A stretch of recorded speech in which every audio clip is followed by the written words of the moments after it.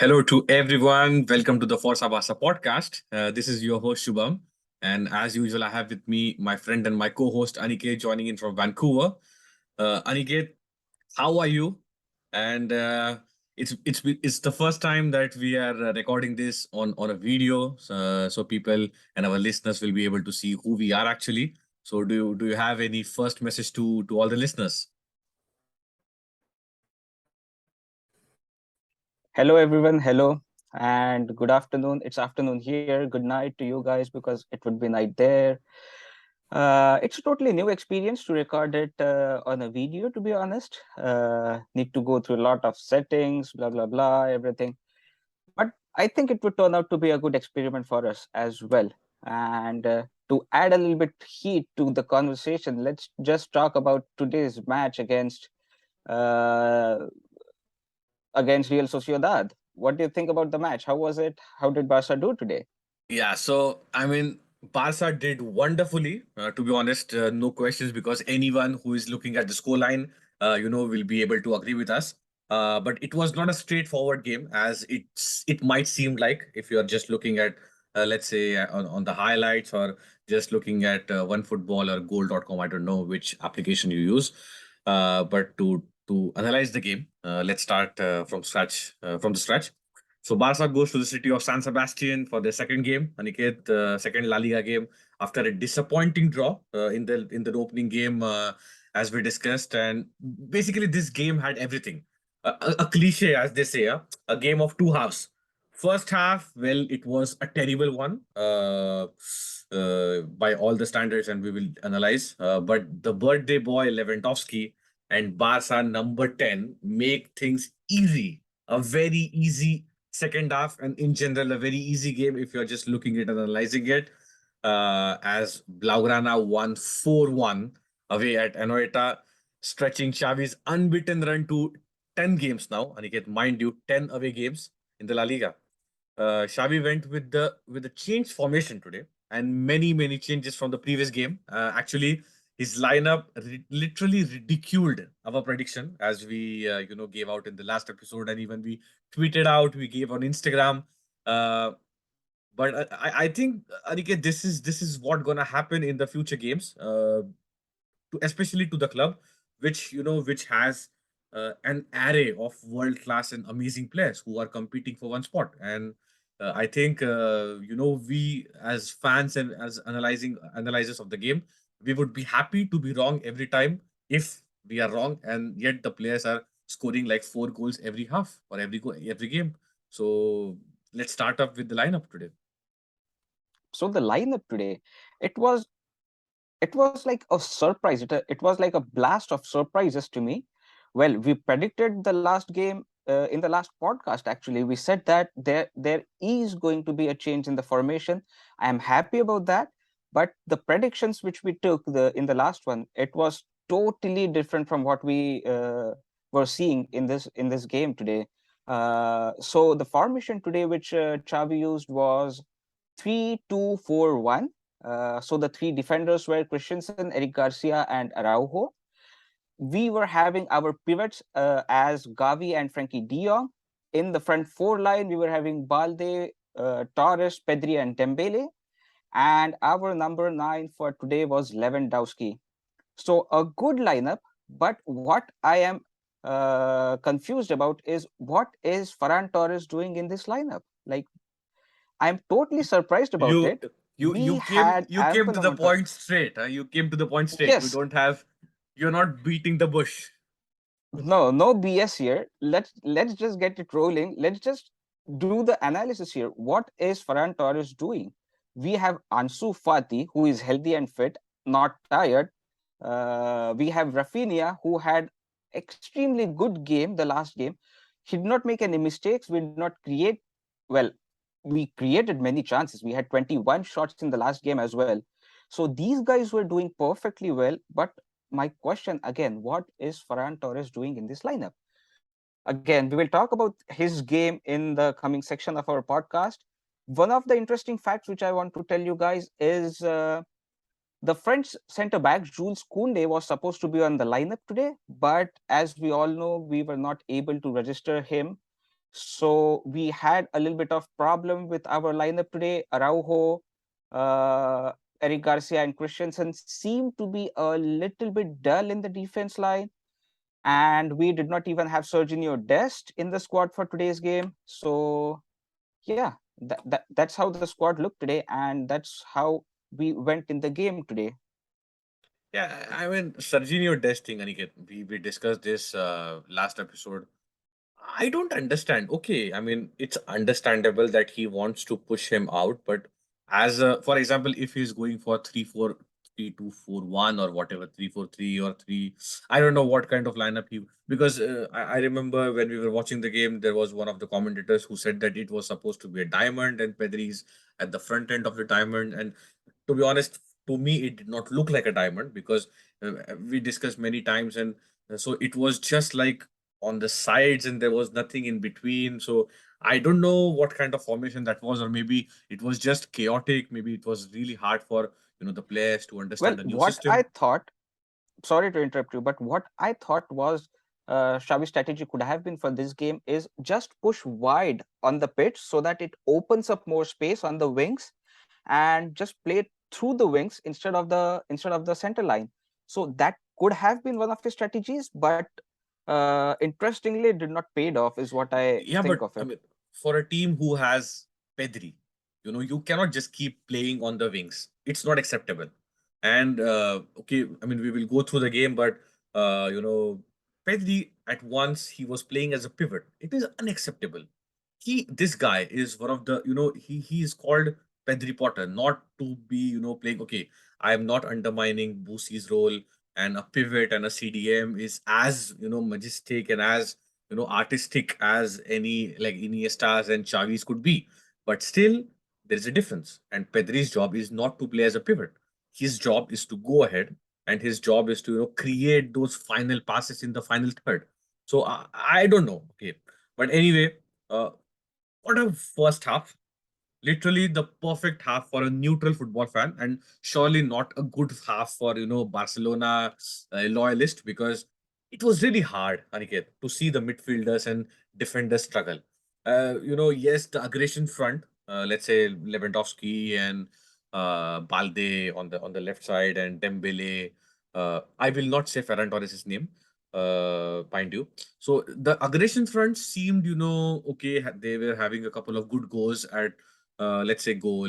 Both the teams, came up with high defense line and a lot of pressing. But the passing aspect was really poor, especially in the first half. And if you are a Barca loyalist, it was a poor first half by by any standard, by any Valverde, Setien, Koeman, any standard. I mean, I literally the first half sort of reminded me of what mediocre football that we used to play. So, but you know, it is what it is in the first half. Yeah, the first half looked like we were crumbling the game. Let's just start for in the first minute, like just the first minute after the whistle. It was a magisterial run from this young guy Balde on the left hand side. He gives it perfectly to Lewandowski, our number 9, who just had to tap the ball inside the goal, inside the net, and boom, Barca 1-0. In the 55th second, not even first minute, I would say, 55th second of the match, we were 1-0. And how do you feel about that? It was so empowering. It was, I mean, I could have imagined the match to going to be 5-0, 6-0. In the first minute we scored one goal. I was so pumped up and I was so high at that point.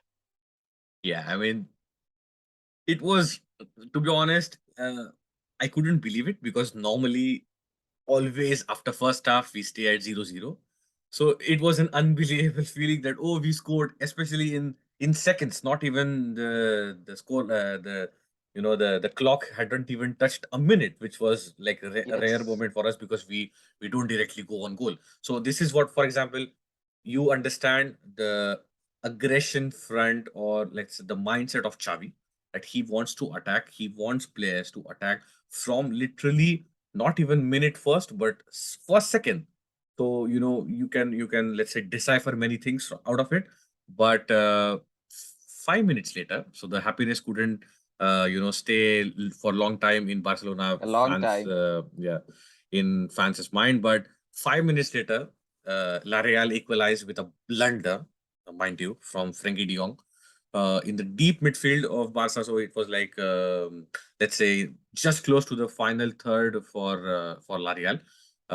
Kubo and one of the other La Real players, I don't remember his name, but they were trying to, double tackle or double, let's say, double mark Frenkie de Jong, and he lost his footing. And then, it was just a series of bad luck deflections from Barca. So David Silva gets the ball. He tries to pass the ball to Isak on the right, if I'm not wrong. And then there was Yes. first deflection coming from Christensen. The ball deflects on the Christensen's leg, or I guess thigh, and then the ball reaches Isak, and then Isak. I mean, when I saw the when I saw the goal, when it happened so quickly, of course. I thought that, wow, you know, out of this world finish. Masterpiece. Yeah, yeah, out of the world shipped from, exactly how we used to play in FIFA, from Isak. Yeah. But then when we, the slow motion came up, and then it was clear Eric Garcia's deflection. So it was like, yeah, I mean, these things happen against Barcelona. I don't know how. Like, I seriously don't know how, either as we say, the opposition goalkeeper suddenly becomes, I don't know, like, Manuel Neuer, maybe. yeah, Manuel Neuer, and then this time series of deflection and series of bad luck. But yeah, so 1-1, Yes, pretty. you could not even condone Marc-André Ter Stegen for this goal because No, it was no, not his fault at all. no, no, It no. was It just some was series of deflection, first from Christensen, the second not from e- Eric Garcia. and not even Eric Garcia, because normally No, no, we are really hard on Eric Garcia, but mind you, Eric yeah, Garcia was very comfortable. I mean, 9 out of 10 challenges, if he makes, in 9 out of 10, let's say, tackles or attempts to tackle, he will get the ball. He will get the ball either, yeah, completely a good tackle, or he will, push the ball outside the line. So 1 out of 10, yeah, it's really bad luck. These things don't happen, but okay. Uh, Good feeling from defenders, but the problem is what happened next. Because I think the way they scrambled, and then probably they did not plan to lose so quickly, because probably it was first time that they changed out of position. Of course, last time, I mean, in general, I don't think they changed a lot hmm from position wise, because normally, Aniket, we know that even if we play 4-3-3, what happens is two center backs, they go on the side they of, go wide on the yeah, line. they go Yeah, they go wide. wide on the line. Your CDM, fullbacks push a Busquets, little bit. Yeah. yeah, CDM comes back, so it's like three at the back, and then, hmm fullbacks run on the line. But this hmm time there was no coming back from the fullbacks. So what was Yeah, there? That yeah. only three backs were trying to, do both of the things, and it was hmm probably hard. Probably it was a position, change in the position. Let's say, block in the mind that yes, we are playing with a different What I position. thought, what I thought was they were not comfortable in the 3-2-4-1 configuration, like the formation. So these three fullbacks, mind you, the plan of this game was to on the three defending line there should have been Koundé, but Yeah. instead of Koundé we had Araujo, Christensen, and Garcia. So that would have made a lot of difference because we were really hoping to register Koundé for this match. But unfortunately, due to some circumstances, due to our player not going, uh, how do I say this, the salary burden or something like that. So just Hmm. due to that, we could not register Koundé, and this formation literally fell in pieces in the first half, is what I could think of in this game for now. Because when I could have many instances where no one was marking their wingers. I could have seen that many times on the left hand side. Araujo was there, but there was no one marking the winger. So it's responsibility of some of the midfielders to mark the winger, because we just have three players standing there as your defenders, but no marking on the wings. That Hmm. would have easily given them the chances to cross the ball across and shoot at the goal, which they did. And fortunately, our goalkeeper, Marc-André Ter Stegen, saved the day for Barcelona many times this in the first half, I would say. So Yeah, that was yeah. one important point for me. Surely, I mean, I completely agree with you that let's say Kunde should have been there, and this plan was supposed to be for Kunde, and it's very I don't know, probably because Araujo had a good last season. He looked solid. This season, probably maybe he's not comfortable on the right, or Xavi expects him to do something else because I remember Hmm. even in last season, Xavi had him substituted before, like on 60 minutes and 55 minutes. Why? Because he was not passing the ball and he wanted his center backs to, to be comfortable on the ball. Probably this too much thinking is has disturbed his mindset, and he seemed to have lost his comfort. I don't know, maybe I'm thinking too much, or So to be a Barcelona center back, it's a very big responsibility because the center backs here are not just to defend. Your game at Barcelona starts from the center backs. Your goalkeeper would pass the ball to center backs. They are the main pieces who would control the ball for the first half, not for the first half, like the first couple of passes, basically to get to the pivot or to get to the fullbacks. So that is what that is how Barcelona works like. But in this game, there was no fullbacks. So there was no that support. Usually, what happens is when you have an overcrowding in the center, you go to your fullbacks, they come back a little bit, you pass them, and then you find the pivot, and then you Hmm. move forward. But in this game, there were no fullbacks. So these three could, I mean, Yeah, they were the overwhelmed, I maybe, think and could the not handle the problem, pressure.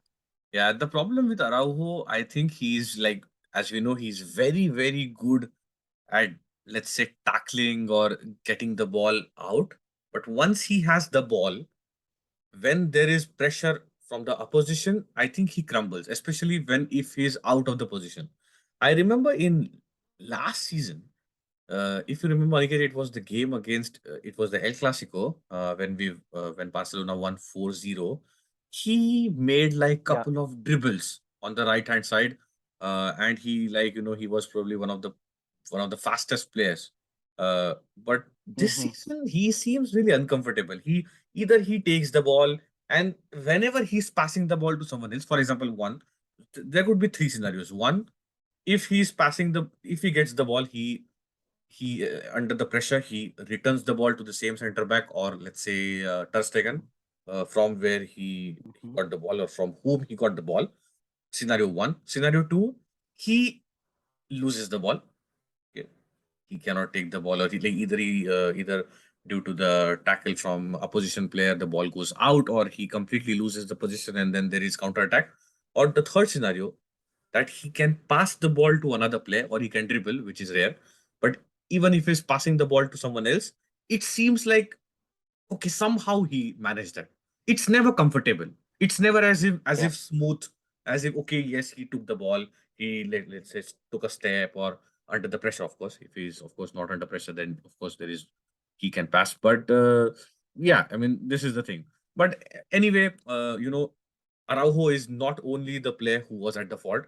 Another clearly visible issue was, as we discussed in, some minutes ago, is the I don't know, formation, or all the players were really on the sides, or in general, There even, was too much gap. The yeah, I field was mean, completely open. yeah. So Yeah. it was so much open. The distance was so much. So the distance was a weird problem because sometimes I Mm. observed that the distance is too less. So for example, there was defensive. For example, L'Oreal was making counter attack, and then Yeah. all the players were coming back. And in that aspect, there was like a cluster. So it was really hard Hmm. for players to find each other, or they were confused whom to pass, whose position is what. So who needs to run and who needs to stay, who needs to go back, who needs to change his position. So it was too much confusion because the cluster did not seem to be like, have a clear formation, or there was too much distance where we saw like many times. It was even happening in the second half. So if you remember once, in the second half, so we will discuss about it later, but just now we are here, there was like one player, I think it was Lewandowski or Ferran Torres, I don't remember. Yeah, no, it was Lewandowski. I could Yeah, remember that situation. Yeah. and Ter Stegen gave like a flat, long kick to Lewandowski. He lost the ball clearly because it's hard, because there was only one Barcelona player in their half or their final third. We lost the ball. And then they made a counter attack. So Mhm. it was happening many times. So either the distance was too less, so it was too clustered, the passing was not good, or the distance was too much. And then there was only option was a player gets a good dribble like Pedri or Gavi or Yes. Dembele, which was, and again, if they do it, they will lose the ball. You Yeah. make a dribble, you Yeah. lose the ball. It's very, with Dembele and with Balde, it was happening quite frequently. Or was another option. If the distance is too much, you make a long ball, you play a long ball, and you lose the position. So it was not comfortable as a Barcelona fan to look at what the strategy was and how the passing was going on in general. Yeah, I completely agree with you. One of the points I would like to add to what you said is when watching the game on the screen, you could see 9 of 10 players, 9 of 11 players, you could see on a single screen. Yeah, So, what does that mean? Like, everyone is just concentrated in a particular area, and there is no one to pass the ball around, to move the ball around. So, that's a very good point made. But I just want to move a little bit further. In the 44th minute, what happened was four of our Barca players were in the box, and someone from the Real Sociedad side just came and ran through our players, and our players were totally confused so as to whom should go and attack the player. And meanwhile, they just crossed the ball inside. Then David Silva came and he took a shot, and again, Ter Stegen saved yeah. It our was Ter day. Stegen who saved the But day. it Exactly. was, Yeah. yeah, I mean, they were totally confused. There was, I'm not sure, it was Christensen and Eric Garcia. Both of them were just looking at the player, and no one Yeah. was going to attack him. It's like Yeah. I I was mean, so confused. I I think was they so were confused, like confused. what Yeah. was going on. They were It was just confused if a maybe player has to mark the player, or it was really exactly. confusing for players. Exactly. Yeah. Yeah, so this could have been one of the impacts of the formation change. They were not clear in their mind. If this happens, who should go and attack and who should stay at his position to defend there. Mm. But I think, uh, yeah, if it would not have been for Ter Stegen, we would have almost considered two more goals for sure in the Yeah. first Yeah. half. I'm saying Yeah. I am not there in the second half yet. So yeah, that was the 44th minute, and I think after that it was Yeah. the But halftime whistle. before even you can, you move on to next point, I would like to mention, and just actually not mention, but just to add to your point, is Ter Stegen was amazing. I mean, I think Mm, when we discuss about giving man of the match, uh, I think we should distribute it in, man of the half, because if you look at the first yeah, half, it was, okay, Lewandowski scored, and okay, we'll discuss this later, but in general, Ter Stegen, as you said, Ter Stegen was the one who saved the day for Barcelona, because if yeah, he had conceded like 2 goals, then the game was over. You cannot play yeah. 3-1. In Yeah, the first half, if it would have been 3-1, there would have been a lot of pressure on Barcelona. Like, yeah. it's away game. First of all, it's an away game. There were too many Sociedad fans who were cheering for their team, and the pressure would have been immense on our team that we would have succumbed to our own mistakes and succumbed to our own what do you say faults and something like that. That would have changed the face of the game. But fortunately, Ter Stegen was the man of the first half, as you said. Like, Yeah, really, I would be happy to give him man of the first yeah. half. And with captaincy band for the first time this season, Yes. and a great performance, as I mean, I think he was clearly overlooked.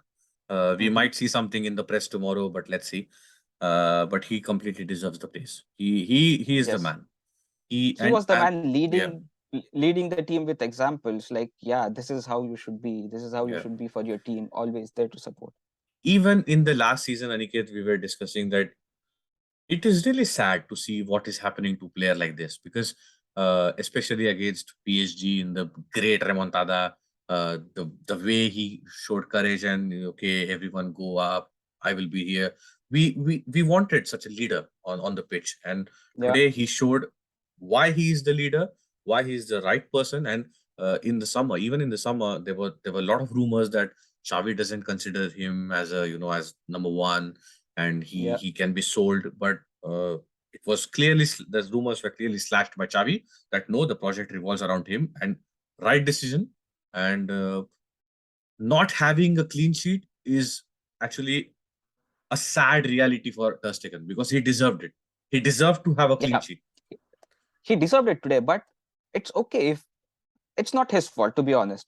It's not his fault at Yeah. all. The first Yeah. goal, even I would not say it was our defender's fault, but No, no, yeah, yeah, it was that was a Frankie De misfortune. Jong's. It was Frankie De Jong's fault, Yes, if you and have to, he. yeah, if you have Yeah. to put blame on someone, you can put it on Frankie De Jong because he No, lost the it's ball. not But just again, that if I have to put blame, it is his fault. It's as simple as possible.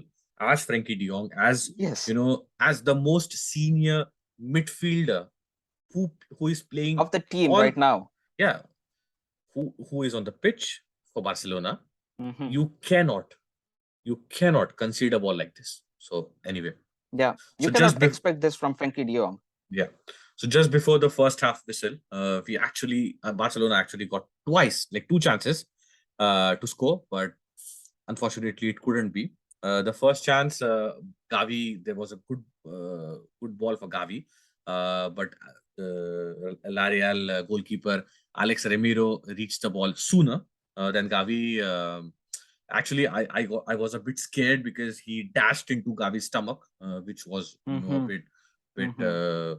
I mean, it could have gone. It was so quick, so it could have gone in the favor of Gavi getting a penalty. But unfortunately, it was a good challenge, but it was quite dangerous for Gavi.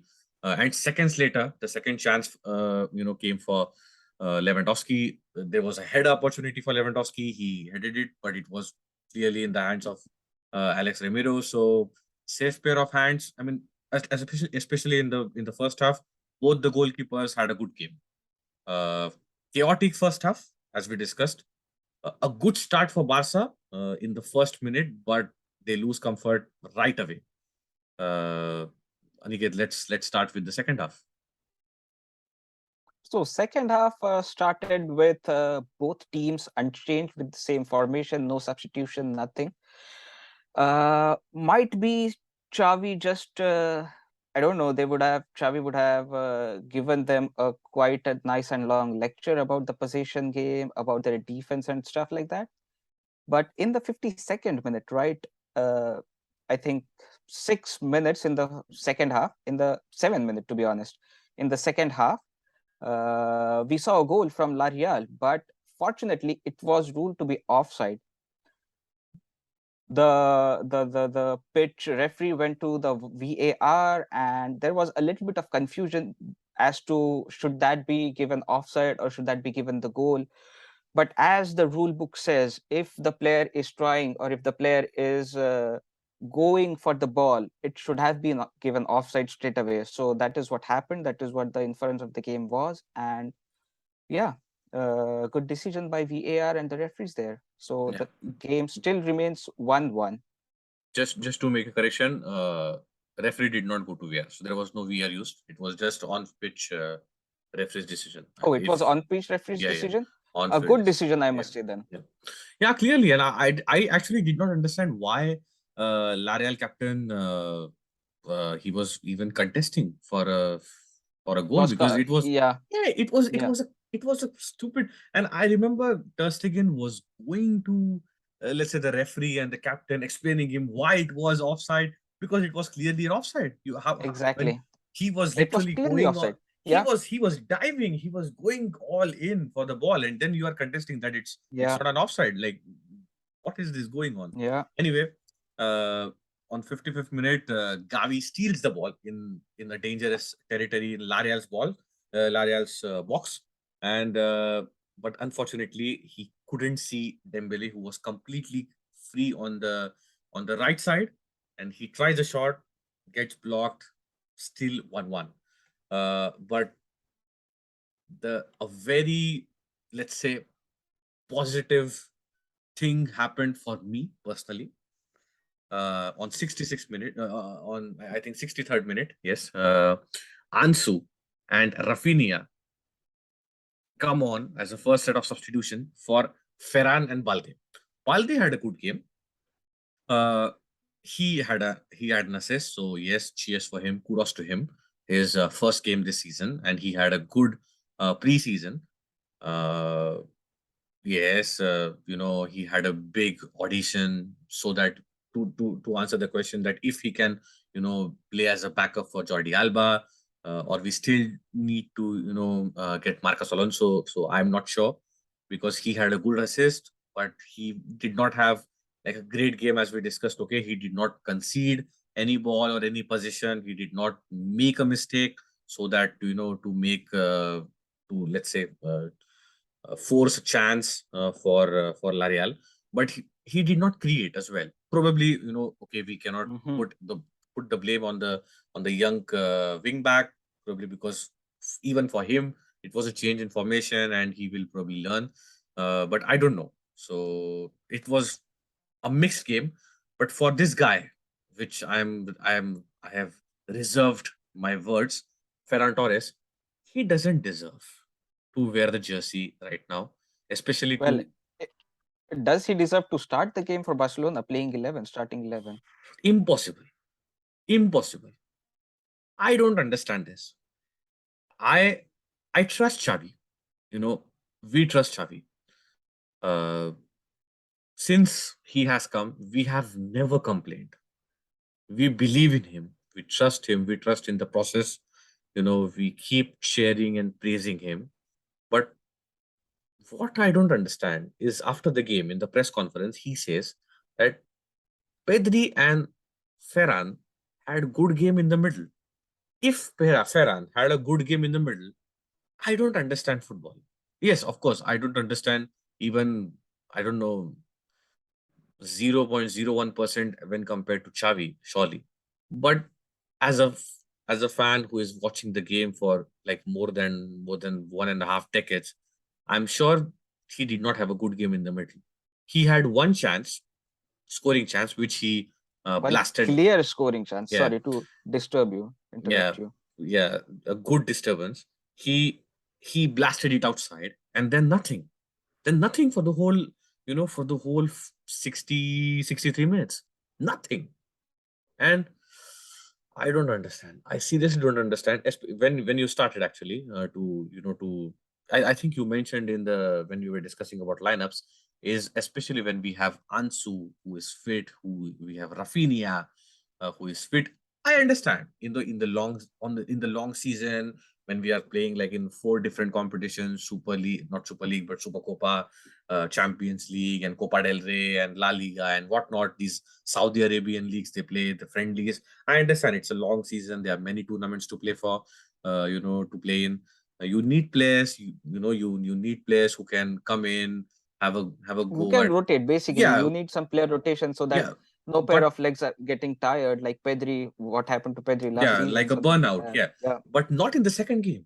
Not in the second game after when you have missed the complete preseason. He has Mm-hmm. missed the complete preseason because of injury. Uh, he has not played the last game, not even 1 minute, and then he directly starts the second game against La Real, which is a good team away. I don't understand this. I genuinely Mind you, don't. we had we did not even win under Pep Guardiola on the on in Saint Sebastian. So yeah, Yeah, so you understand, the intensity of these games and how can Ferran Torres start this game? I don't understand. It's beyond that me. was really Yeah. yeah, that was a surprise for me to see Ferran Torres in the starting lineup. Mm. But maybe Xavi believes in him and wants him to improve and score at Barcelona. Let's just hope that Xavi is doing like his plan works. Is what I want to say at all. So he Let's move so on. and I want to focus on. So of course you are going to talk about the second goal for Barca, but he he leaves. Ansu comes in to play on his Mhm, position, and then please mhm. explain what happened in the following minutes.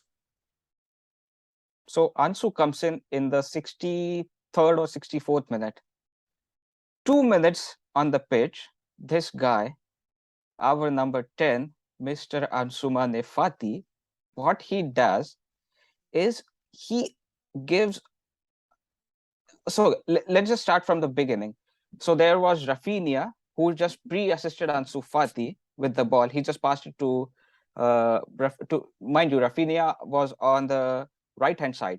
So from the right hand side, the ball got in the middle of the pitch to Ansu Fati, who perfectly, perfectly backheeled it to Dembele. I mean, when I was thinking of that pass, I was watching the game. I was just thinking in my mind, Ansu, please just give it to Dembele somehow. I don't know how. Somehow just pass the ball to Dembele. And there I could see a clear chance. What this magisterial boy does is he backheels it towards Dembele and a perfect finish from Dembele. I mean, just in the back of the net. I think we just scored that goal in FIFA, and Yeah. Messi used to score that goal like quite often. That was one of the most perfect finishes by Dembele, I would say. But more importantly, it was perfect backheel pass, Yeah. backheel assist from our golden boy, not the Yeah. golden boy, but Ansu Fati. But So the back heel was also like what you see in FIFA. Is because yeah, when you're when you're watching the game on like television, you understand, okay, there is a player who is coming at the back, so okay, you can yeah. do it. But while playing it, for Ansu, maybe it's just like playing FIFA. It's easy for him. Maybe he No, sees the what I game. think, yeah, what I got from his game is he just has all map in his mind that yes, I have Dembele right in right at my back, so there would be someone to cover my back. He just give it a back heel, and you know what happened next. Yeah. So yeah, man, it was amazing to watch this guy. Second minute on the pitch, he creates a masterclass.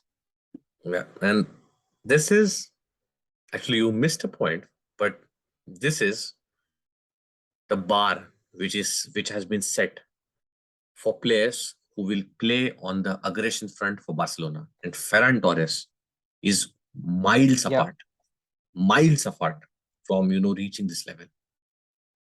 yeah. He- Ansu Fati just came on the yeah, pitch. He changed the dynamics of the game in the and first half. I would say mind till the you, 60th minute. sorry to interrupt, but mind you, he did not have a good preseason either. Ansu Fati was still Yeah. struggling with injury. He just had an interview, and I was actually was quite stressed after reading this interview.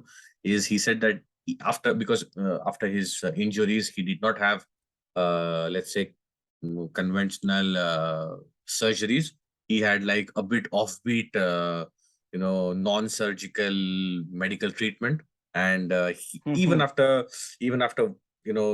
spending some time in the rehab, he is still not feeling exactly 100%, which he was Yeah. expecting to be. And that's the reason he couldn't play for more than 60 minutes or 50 minutes and in the preseason. So he himself was a bit stressed. And after this, he comes on 2 minutes, 3 minutes. The game is not going well. There is no vibe.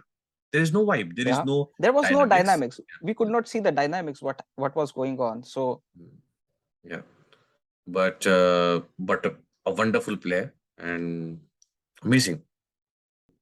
So again, after coming on for 3 minutes, he literally gets chance. Ansu, uh, just after like a minute after assisting this wonderful goal, in the similar fashion as Dembele finished, but unfortunately this ball is saved by Alex Ramiro. But nothing to worry. 2 minutes later, that I mean, I cannot explain this goal. So, for example, I'll go. So this goal has layers. So so I'll you explain. have to go it from start, Yeah, huh? You just yeah, have to yeah, go from start one by one. What happened and how did we exactly. score? And I want to explain the layers as how I understood it or I felt it. So, if I'm not sure, Pedri gives or Rafinha or Pedri, I'm not sure, gives the ball to Ansu. Ansu Mhm. heads it to the middle, just outside the So the box. middle one was Pedri. Yeah, Pedri, middle yeah. of the box was Pedri. So Yes. Pedri receives the ball and he again tries to feed Ansu. And then there were many, so he was standing inside the box on the left. There were many L'Oreal players. And somehow the ball gets released out of the many L'Oreal players. It comes to Lewandowski, and Lewandowski is as as they say, Clinical he's cool as. as yeah, cool as cucumber, or those kind of anecdotes for Lewandowski. Goal, bam, 3-1, Barca completely on top.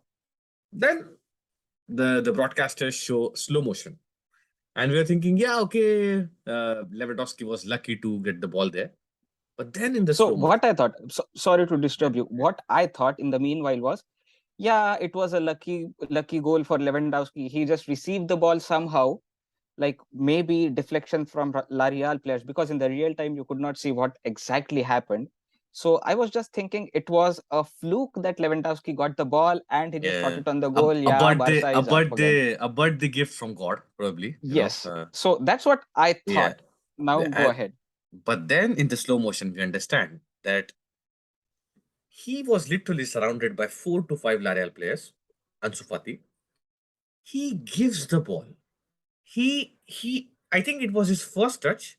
He Mhm, directs the ball to Lewandowski while falling, because there were mhm, many L'Oreal player who were trying to tackle him and who were trying to I don't know, manhandle him. He was literally falling, and then he passed the ball to Lewandowski intentionally, and that was not a deflection. It was a straight bisecting pass to Lewandowski. He is something else. He is amazing. World class. I mean, if mhm. world class had meaning, it's him. And he's I mean, you talk about quick impacts, and here we see, I don't know how many, like 6 minutes, 7 minutes, and two assists. Two, not two assists, two assists, which without which goals were impossible. So these kind of assists. So there's a Mhm. difference. It's not like, okay, you give an assist to, let's say, you remember the goal, the wonderful goal of Messi against Real Madrid. Where he dribbled past 4 to 5 Real Madrid players, and then he just tapped the ball inside, just besides Casillas. So that goal was assisted by Busquets, not that assist, because in that goal, Busquets did nothing. In Yeah, this goal, there is no goal without this assist. So Ansu makes things happen, and uh, we need him. of If course, of course. I mean, it's I don't know. I get speechless. We have to talk so much about the game, but he makes us speechless. This is his power, and the rightful heir to the perfect number 10, the perfect number 10 heir that we can find. Bam, So 3-1. I would again say this, like Ansu Fati literally changed the dynamics of today's game. He was on the pitch for like 7, 8 minutes. We scored 2 goals, 2 assists from this incredible boy. Like, I mean, every player should think like Ansu Fati. He was so impressive on the pitch. He touched the ball, and it was something creative from this guy. Like, his intention was clear. He had to attack the goal. He was going on for it. Like, I don't know how to put it in words, but the whole dynamics of the game, the whole dynamics of the team changed after we got the first substitution. And here, I would like to also add one more point about our manager, Mr. Chavi. So, what he is, I think he is a reactive type of manager. What he thought previously, his strategy, like changing the formation 3-2-4-1, it did not work. But in the halftime, while the first half and in the halftime, he was analyzing the game, what was going in the game, how the La Real players were reacting, and how they were pressing, everything like that. And after the halftime, he completely changed the strategy. He got us 2 substitutions. Balde, as you said, he was playing good. Ferran Torres, as usual, his normal game. he made those two changes. He got Ansu Fati on the pitch, and you see, we were flying in colors. We were just scoring 2 goals in 8 minutes or 10 minutes, something like that. So I think our manager is a reactive kind of manager, and not the strategic kind of manager, is what I think of him. But moving ahead, we had a second set of substitution in the 72nd minute. Alba comes in for Dembele, and Rafinha was on the right hand side, if I'm not wrong. No, Yes, no. I think after Alba came, Rafinha. Rafinha Yeah, went on after the. that, yeah, after that, Rafinha went on the right hand side. So we had Lewandowski in the center, Rafinha on the right hand side, and Dembele was on the left hand side. So No, this. Dembele was substituted. So Dembele got Oh, out sorry. for Yeah, Alba. Dembele was substituted So for Ansu Alba. was I'm on so the sorry left about wing. that. Yes, Ansu was on the left wing, and this came in the 72nd minute. So this is how our team looked like in the 72nd minute. Yeah, I mean, I sort of agree with you on this reactive kind of attitude which Xavi shows. And okay, so that I think when we think deeply and we discussed this point during the game, also Aniket, but when we were talking, I was just thinking. So I think there are two aspects out of this. Is one is it's okay, so it's good that he is, let's say, flexible enough, or he has like a plan B or a backup plan to understand that okay, this is not going good. So Mhm. this is these things are need to be done He to makes change those things. changes Yeah, quickly. Yeah, he and he implements he those changes has quickly. he has a good knack of making substitutions. I mean, in all Hmm. the episodes when we have discussed, it maximum episodes have 0-0 in the first half, and then in the second half he makes some substitution. If you remember, he used to bring Adama Traore and this Luke De Jong, and then there was a change in the vibe. So he has a good knack of substitution. So it's good that he has a backup plan. Probably he understands the game during the game is being played, and probably he has a good, let's say, effect on the players mindset, especially when they go for like in the halftime. But for example, if in the first half sometimes you your let's say your luck is not good, or you concede 3-4 goals, and then for example, if Ter Stegen was not having this game as we discussed earlier, and if the game was 3-1 down, Yeah, then there is hardly yeah, anything which you can react to, because then there is nothing left.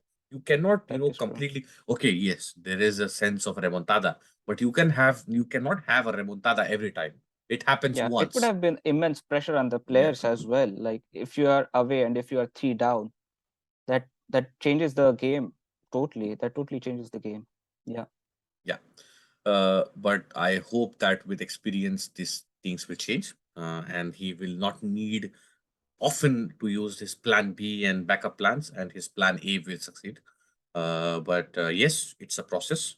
It doesn't happen overnight. So we go on and we trust Xavi as we have always done.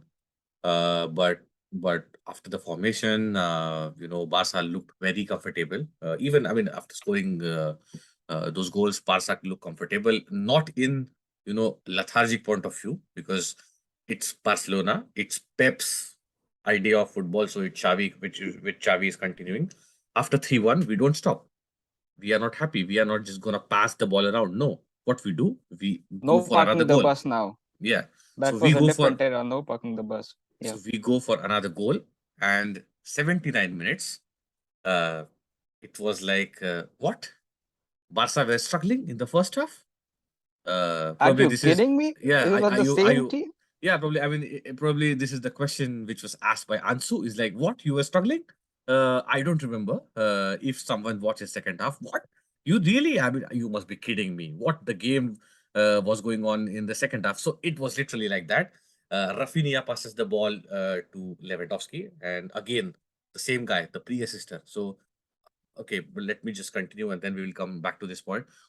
And now, there is the role is reversed, because initially in the last goal, Ansu was the one who made the goal Assisted. happen. Yeah. And without Ansu, the goal was not possible. And Lewandowski was the one who, who enjoyed the fruit. And this time the role was reversed. The favor was reversed, and the favor was, you know, uh, given back by Lewandowski. He gets the ball. He controls the ball with something you don't see often. This is something uh, which happens probably in training sessions. It doesn't happen on pitch. This is the reason he's called one of the best players right now. He controls the ball and he pushes the ball. You remember that Ibrahimovic's goal. He Yeah, the shoots like this. sidekick. Yeah, Yeah, the the sidekick. sidekick. Yeah. He literally Uh, passes the ball, yeah. from his behind. Maybe he it seems like Lewandowski has eyes on the back and he can rotate his foot so that he can just, he knows where to pass with the rotated foot and stuff. He passes the ball to Ansu Fati, who is just sitting on the number 9 position. And he can, I mean, this is one of the most clinical finishes I have seen in, let's say, in this season or in last season. There is no, what I like about Ansu is is it's his belief that Hmm. it's his instinct that I will do this. There is no second thought. He trusts himself. He believes on his skill, and he believes that what he wants to do, it will happen. And that's the reason probably it happens, because Yeah. its belief is something else, the courage that he brings on. I mean, of course, the I'm not, the finish was a normal finish, uh, a routine day in the office for, a player like Ansu Fati or Lewandowski. But what is praiseworthy is there is no second thought. There is no hesitation. He decides that Yeah. he will go on this way. He goes on this way, and boom, it's goal. He So shoots the ball and it's goal. It's like, yeah, yeah, it's my normal thing, guys. Don't just make a balloon out of it. It's my normal thing. That's what it looked like for him. yeah. And the Rafinha thing, which we were discussing, in I think two of the three So, goals, so which sorry to cut you off here. I mm, just want to point to one thing here with that Lewandowski's kick. I just want to remind you of his age. This guy is 34 years old. yeah, He's and not young anymore. it's his second professional game for this club. He has Yes, changed he's not countries. young anymore. Yeah, He is 34 years old, and this is what his level of playing is. yeah. I mean, it was Salute to that guy. literally boon.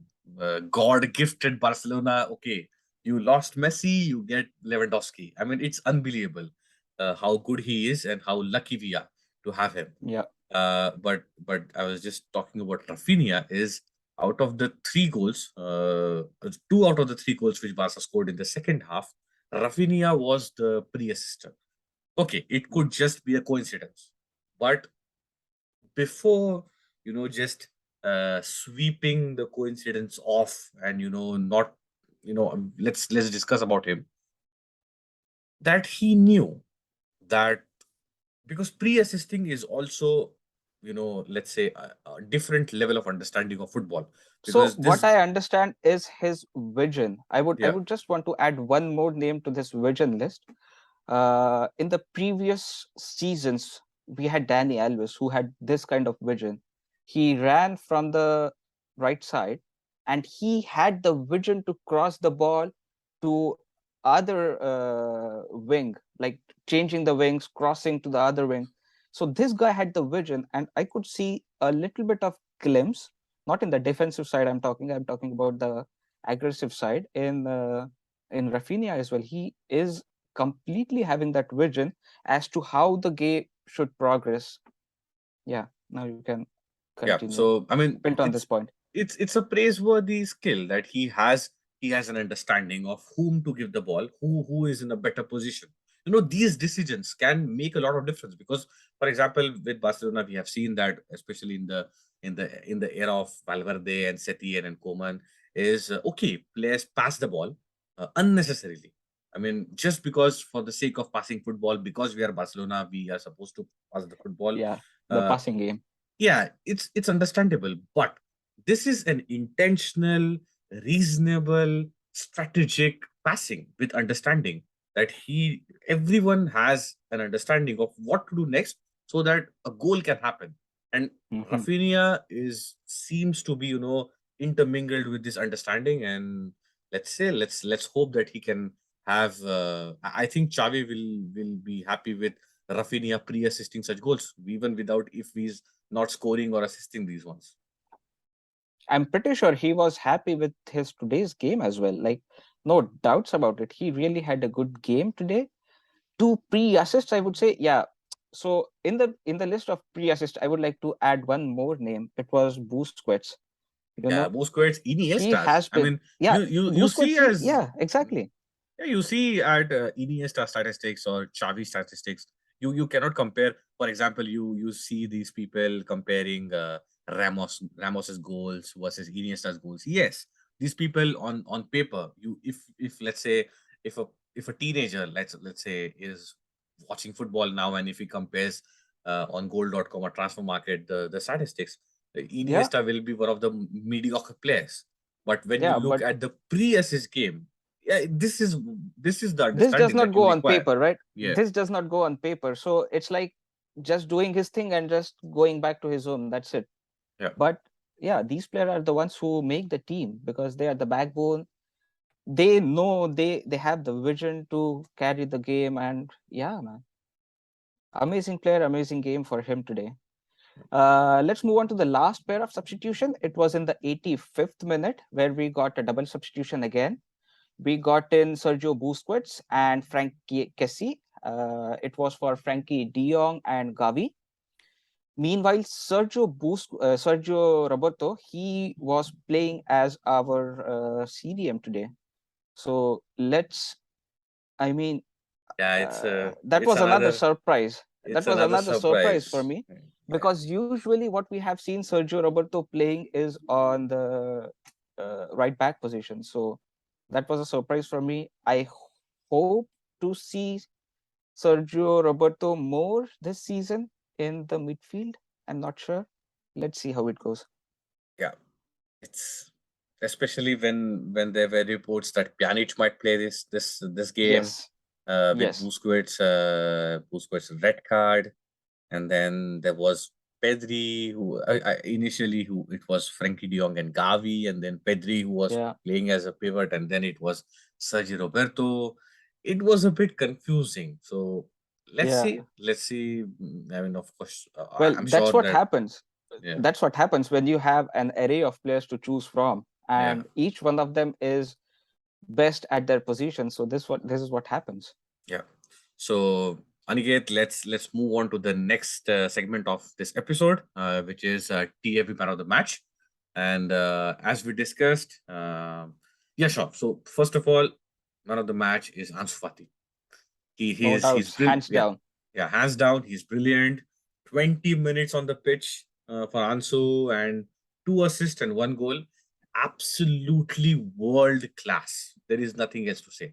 I read an interesting tweet about Ansu Fati. This Cristobal Soria Chiringuito writer. He said Ansu Fati dignifying the number 10 uh, you know, is on the football club Barcelona shirt, and it's giving like goosebumps, because especially when we discuss the perfect heir to the number 10, and then this is literally amazing. These scripts are written in movies. This is that kind of That's stuff. true. Yeah, but That's true. anyway, And we need to mention. Okay, of course you can finish, and then I'll move on to the next no, I next was point. just going to praise the tweet a little bit more. Like this guy really just made it spot on. Number 10, Ansu Fati, just glorifying the number 10. Yeah, but as we discussed in the initial in the section of the episode, for the first half we need to still mention Ter Stegen, and he was the man of the first half, because in the second half I think L'Oreal was broken. There was not a single. Yeah, As soon as Ansu Fati was there, and then the Barca played like 1-3, 1-4, the game was dead. There was no even trying to get a consolation prize. Nothing. nope. Yeah. Not So even a it single chance was created yeah, by yeah, L'Oreal yeah. players in the I second think half, I believe. couple of just free kicks or something, but yeah, that's it. Yeah, There was no game. There was There was no not a single gameplay shot. basically. Yeah. Yeah. But anyway, Aniket, let's move on to the next segment. So please move on with the. So the next segment of this podcast would be TFB ratings, and let's rate the players today. So Yeah. Lewandowski, for amazing game, 2 goals, 1 assist, his birthday as well. We gave him a rating of 8.5. Alejandro Balde, a rating of 7. For Ferran Torres, he gets a 6. Pedri, 7. Dembele, 7.5. Gavi, 6.5. Frankie de Jong, 6. Christensen, 6.5. Eric Garcia, 6.5. Araujo, 6. Marc-André Ter Stegen, 7.5. If you want to give a rating to Ansu Fati, it would be 9, 9.5, even 10. Yeah, But I would say 9. Yeah, and for Rafinha also, I think it could be yeah, easily Rafinha could be, yes. 7, But 7.5. usually we do not give the Yeah, ratings for the substitutes. So but this leave it to Aniket, this that. game was a game of substitutes, so we have to give them Yes. because Yes. for example, I thought, Without the substitutes, we were just playing the game just like that. It was nothing, no dynamics, nothing at all. yeah, But after the but substitutes, I changed. would like to strongly disagree with one point which you made. I wouldn't agree 6 for Ferran Torres. It's too much. I It's too just gave much. him 6 just for one thing he did. Uh, it was one of his shots which he took. I thought it was good. He just missed it by inches. That's why I increased it to 6, or else it would have been a little bit less. Like, he did not contribute at all in the game. Just for one shot, I gave him the rating 6. Yeah, and for other substitutes like Roberto Kessie and Robert Alba, it was too short a time without much Yeah, contribution, so it wouldn't make any sense to rate them. 85th minute, these two guys came in. So, yeah. Yeah. So anyway, Aniket, thanks for the ratings, and let's move on to the next segment of our episode, which is TFP penalty shootout. So in this segment, we will discuss the transfer rumors and any administrative stuff happening at Barcelona, which for the whole week basically. I'll start with the first one.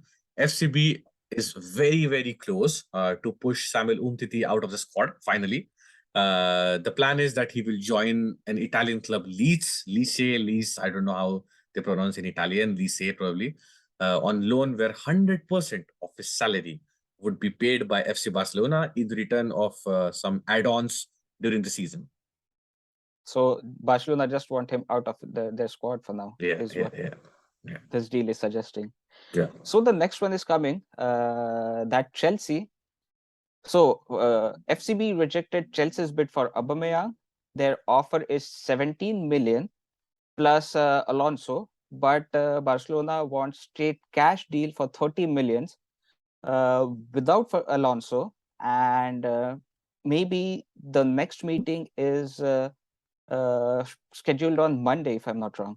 Yeah, it's on Monday.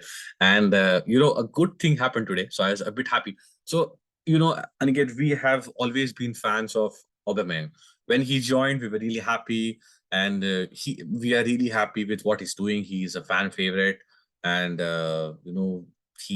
let's say he's intermingled with the lifestyle there, with all the players. He has connection with Lewandowski back from his Dortmund days. He has had connection with Dembele again from his Dortmund days. So everything is perfect, uh, but a good offer, especially when Barcelona is struggling financially, could make a lot of difference because we are, as we discussed in the initial part of the episode, that we are still not able to register Kunde. So his departure will free out a lot of wages. So we will be we will accept this decision with the whole arms if he decides to go for Chelsea. But the good thing which happened today is Chelsea lost to Leeds in the English Premier League, and the score line was 3-0.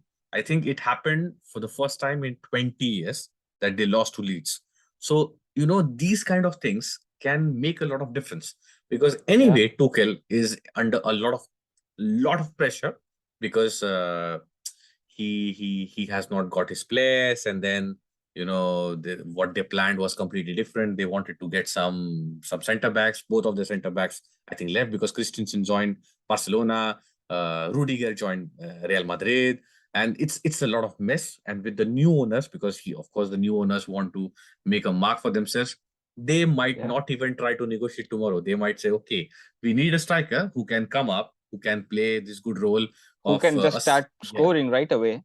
And And with mind you, Aubameyang, Aubameyang is one of those strikers who can yeah, just and go and he's in a just start he scoring. he's in a good form. In Yeah. the last season we discussed that 13 starts and 11 goals. So it's a good thing. Let's hope that this deal gets done tomorrow, and we get about 30 million, and we can sign Kunde without even sacrificing Memphis. Yeah. So about Memphis, as we discussed, he has his contract termination ready since Saturday. Everything would depend on Juventus's decision because a report suggests that just at the end, Memphis has modified his salary demands, and that's the reason the decision is stalling.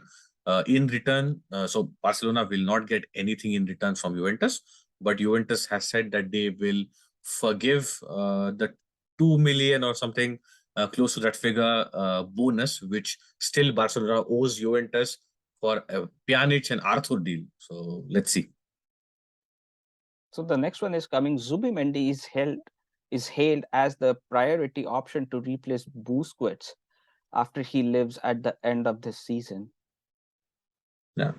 I mean, it would be hard to replace Busquets, but it's good that they have They still started have the the planning. plan. Yeah, Yeah. they still have the plan to replace Busquets. So let's see how it goes. Kunde is upset with the board, of course, for not being able to register for today's game. Yeah. This understandably, because it's been two games, and of course he's a professional. He wants to play every game. He has been told that he would be there, but that it was necessary to facilitate exits. That ultimately didn't happen. We just talked about Memphis, Umtiti, and Aubameyang. The relationship with Xavi reportedly, however, remains intact. So next news again from the Chelsea's dressing room. Thomas Tuchel had made it clear that Chelsea is not searching for any more midfielders. This will rule out the signing of Frankie de Jong. So most probably Frankie de Jong will stay at FCB. Yeah, it's anyway. It was highly unlikely that he will go. Jose Manuel Laenza, which is Villarreal's vice president. So he made a statement today that they are not, they are not, let's say, they don't want to make any business or something which relates to or which involves selling of Johan Foyth. Johan Foyth is a right back in which Barcelona is interested, but a bold statement. Let's see how does that deal goes. Next thing is coming up from Serginho Dest point of view. It is still, the club is still firm that they do not want to sell the player, and there are no negotiations on the bench for Serginho Dest for now. So let's hope that it's last 10 days, 9 days remaining in the market. And actually we have, so Alemani and Laporta, they have outperformed and the expectations. Yeah. So the players that we have, the squad that Xavi has is unbelievably good. And it's if and the way they played in the second half, we are eligible to win every single cup and tournament. So let's see. Let's hope that Xavi gets what he wants completely before the end of the market closes, and we are up for grabs here. And let's be a little bit optimistic about the offloading of some of the players so that we could register Koundé and the players which we need in his squad. Yeah. So Aniket, let's move on to the last segment of today's episode, which is TFB lineup. In this segment, what we do is we predict a lineup for the next game. Again, with Xavi's selection today, it's really hard, but we will still be courageous and we will make a A prediction. prediction out here. Yeah, but so I will. What I'll do is I will just ask you to make it so that I don't get blamed on my Twitter or on my Instagram. Okay, so let's do this. It's very risky to predict the lineup here because we don't know what formation Xavi is going to play.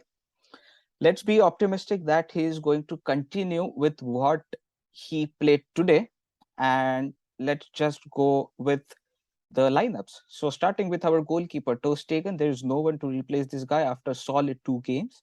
He is retaining his position. In the defense line, let's just go with Christensen, Eric Garcia, and Araujo, same as today. If we can register Koundé, I would put Koundé in the line for Eric Garcia. So Christensen, Koundé, and Araujo, if we are able to register Koundé in the upcoming week. In our midfield, on the left-hand side, we would have Rafinha, Pedri, Busquets, and Gavi. So that would be our midfield. And in the attacking line, Ansu Fati and Lewandowski are untouchable, so they would start the game for Barcelona. And on the right-hand side, we would be having Dembele. So that would be our predicted lineup for next match against Real Valladolid. Perfect. So let's hope that our prediction does not get ridiculed once again as it happened today. But yeah, I actually agree with what you predicted, and it's a good prediction according to the form and the way players played. But anyway, Aniket, a wonderful win today, especially after what happened in the last game.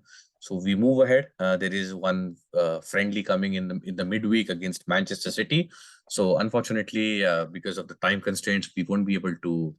So we will still watch it, the two of us, but we will not be able to make a podcast out of it because, of course, we right now we cannot make like two episodes per week. But we will surely keep tweeting about it. So follow our Twitter, follow our Instagram on @tfb_pod. We are available on actually many platforms on audio, Spotify, Google Podcast, Apple Podcast, Anchor, Amazon Music, which was a new addition to our platform list. And now we are going to upload this video podcast on YouTube. So please like, comment, and subscribe to whatever platform you are using or you are convenient, like you find convenient to listen to or to watch us on. So thank you so much, Aniket, for talking to me today, and it was a pleasure. And it feels much nicer especially on a Sunday night to sleep after Barcelona win. So I think you have 2 days off. So now you can still chill for 2 days. But tomorrow morning I have to go to work. So I'll go and dash onto my bed now. So thank you so much. And Forza Barca. Thank you very much. Forza Barca. Bye bye. Take care. Bye-bye.